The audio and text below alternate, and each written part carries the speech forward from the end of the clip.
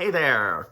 A couple thoughts on hydroxychloroquine. There seems to be some discrepancy about the results and effects and studies of this drug. So I did a little reading. How soon are we going to know? Is it going to work? The President of the United States is telling us days.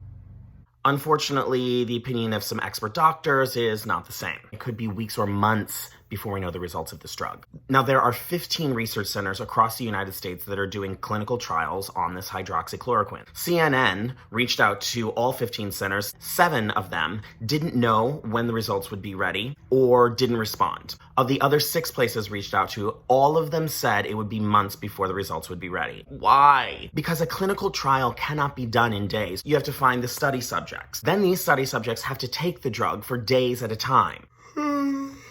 Then the researchers need to analyze the results of the study subjects. So it cannot take days. People are talking about this French study that said that it really works. The president said, quote, "In France, they have a very good test," while experts are calling the test, quote, "a complete failure and pathetic." The report doesn't even deal with people who took the drug and fared poorly against it. The French journal that published the results is now saying a correction to the scientific journal may be considered.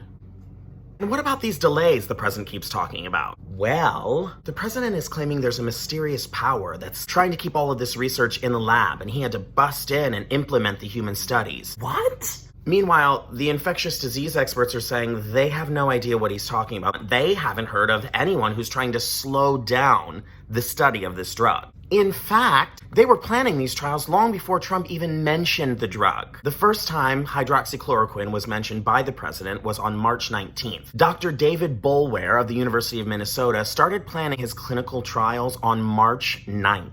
By the 18th, a day before Trump first mentioned it, Dr. Boulware already had 61 study subjects recruited for his trial, saying, quote, "For clinical trials, this is by far the fastest of my career. I think it's broken world records."